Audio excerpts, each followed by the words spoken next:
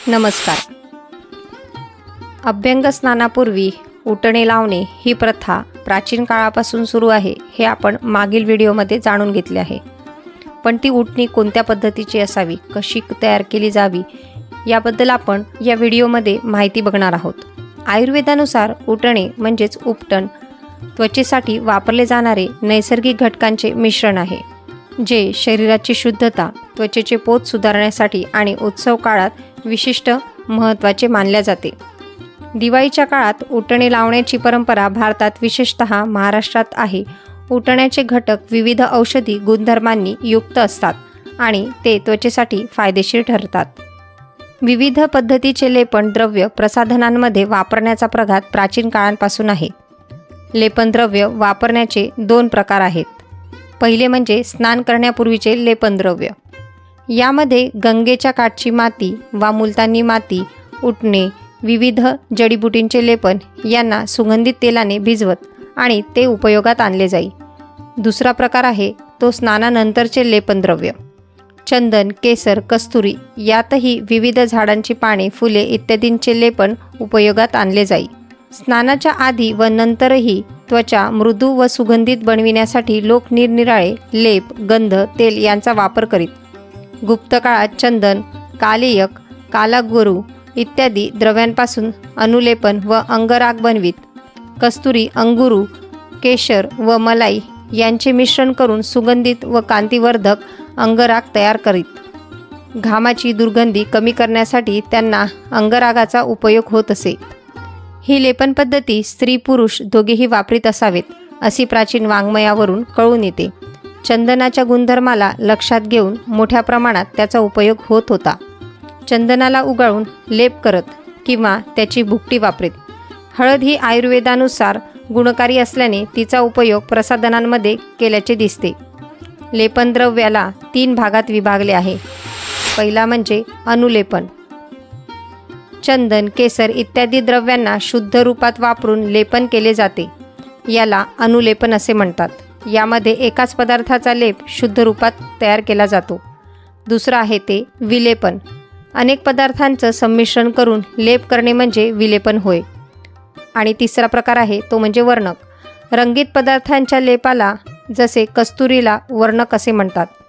लेपन हे विविध क्रियांमध्येही वापरण्यात येते, जसे भावनक्रिया, पाचनक्रिया, बोधक्रिया, वेक्रिया, धूपनक्रिया यासारख्या विधींमध्येही लेपनाचा उपयोग होतो. शैव साधू किंवा भक्त सतत आपल्या अंगावर भस्माचे लेपन करीत. शिवपुराणामध्ये भस्माचे 3 प्रकार सांगितलेले आहेत. लोकाग्निजनित म्हणजेच लोकाग्निजनित किंवा लौकिक भस्म द्रव्यांच्या शुद्धीसाठी वापरावे. वेदाग्निजनित भस्म हे वैदिक कर्माच्या शेवटी धारण केले पाहिजे, म्हणजे मंत्र आणि क्रिया जनित होमकर्माने तो अग्नीमध्ये भस्म रूप धारण करतो. शिवाग्नीमध्ये शिवाचा मंत्र म्हणून बेलाची लाकडे जाळवीत. त्या मंत्रांनी अभिमंत्रित अग्नीला शिवाग्नी म्हणतात. त्यामुळे झालेल्या काष्ठाच्या भस्माला शिव अग्निजनित भस्म म्हणतात. आणि अशा भस्माला कापडाने गाळून घरात भरून ठेवणे व वेळोवेळी ते आपल्या कांती किंवा शोभावृद्धीसाठी वापरणे असे करणारा पुरुष सन्मानित व पूजनीय असतो असे म्हटले गेले आहे. उटण्याचे घटक आणि त्याचे आयुर्वेदिक महत्त्व. पहिला घटक आहे ते म्हणजे बेसन.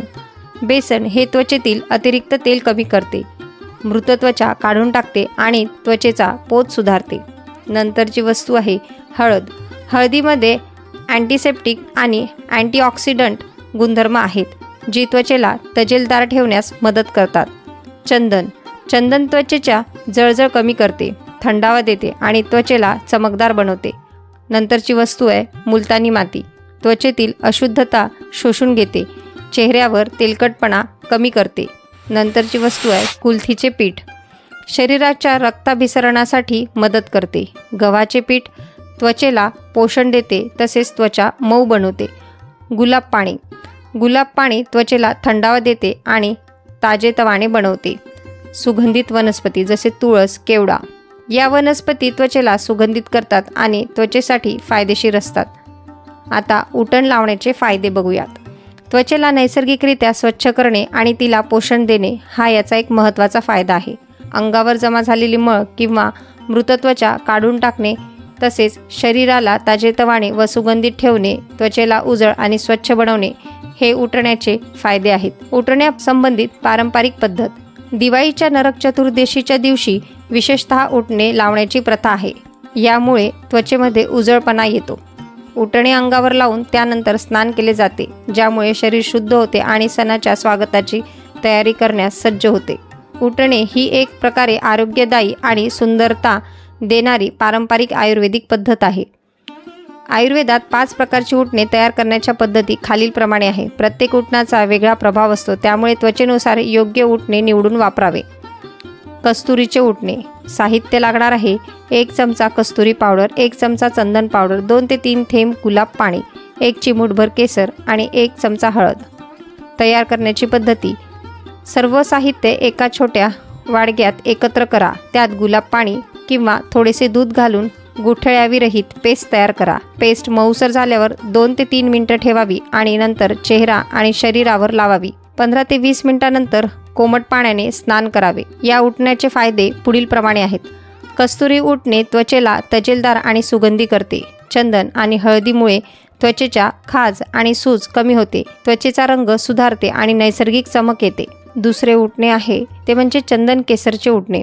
साहित्य लागणार आहे: 2 चमचे चंदन पावडर, 4 ते 5 केसराचे धागे, 2 ते 3 चमचे दूध किंवा गुलाब पाणी, अर्धा चम्मच हळद. हे उटण तयार करण्याची पद्धती आहे. केसर थोड्या दुधात 5 मिनिटे भिजवत ठेवा. मग त्यात चंदन पावडर, हळद आणि उरलेले दूध किंवा गुलाब पाणी मिसळा. या मिश्रणाची पेस्ट तयार करा. हे उटणे त्वचेवर लावा. सुकल्यावर हळूहळू स्क्रब करून धुवा. याचा फायदा असा होईल की चंदन आणि केसर त्वचेच्या मऊपणासाठी उपयुक्त आहेत. चेहऱ्यावरील डाग, पिगमेंटेशन कमी करण्यासाठीही हे उपयोगात आणले जाते. पुढील उटणं आहे ते म्हणजे बेसनचे उटणे. साहित्य लागणार आहे: 2 चमचे बेसन, अर्धा चमचा हळद, 2 चमचे दही किंवा दूध, 1 चमचा लिंबाचा रस, 1 चमचा बदाम पावडर ही पर्यायी आहे. हे उटण तयार करण्याची पद्धती. सर्व साहित्य एका वाडग्यामध्ये मिसळून मऊसर पेस्ट तयार करा. हे उटण त्वचेवर लावा आणि 10 ते 15 मिनिटे वाळू द्या.